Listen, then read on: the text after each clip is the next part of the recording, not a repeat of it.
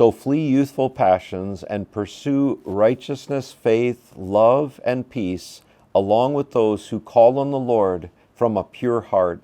2 Timothy 2, verse 22.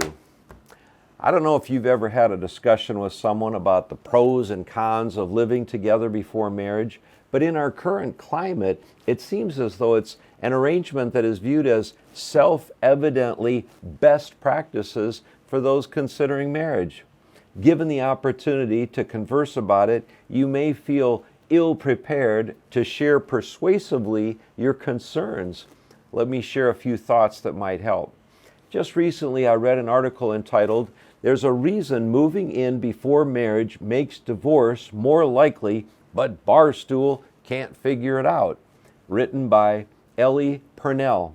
The author makes some insightful points as to why there is a higher divorce rate for those who live together before marriage than for those who do not.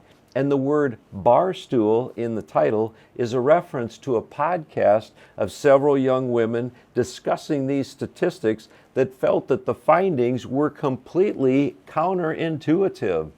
In the article, Purnell talks about how test driving a relationship to see if it's going to endure marriage encourages the wrong approach right from the beginning. In this arrangement, each person is focused on whether or not their needs are going to be met by the person they are living with. They're also focused on whether or not the person has any annoying habits that will make them incompatible in the long run. The problem is that marriage takes a self-sacrificing love, as described in 1 Corinthians 13, in order to go the distance. She says it this way: maybe it's because the mentality that encourages moving in together also fosters an approach to relationships that is focused on self-fulfillment instead of mutually gratifying self-sacrifice and permanence, while stripping the dating to marriage process of its natural tendencies toward steadfast commitment.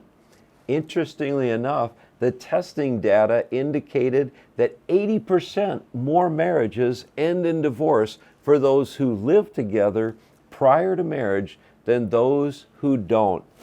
One other interesting research discovery that I heard about recently is that those who live together without being married do economically more poorly than those who are married.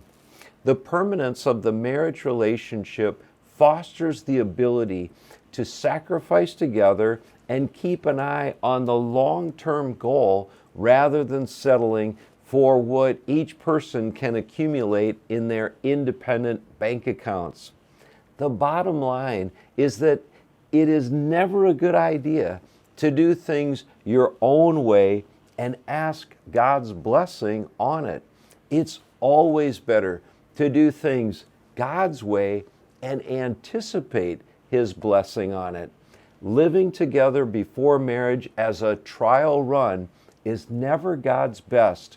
May God help us to pursue His best and ask His forgiveness when we miss it.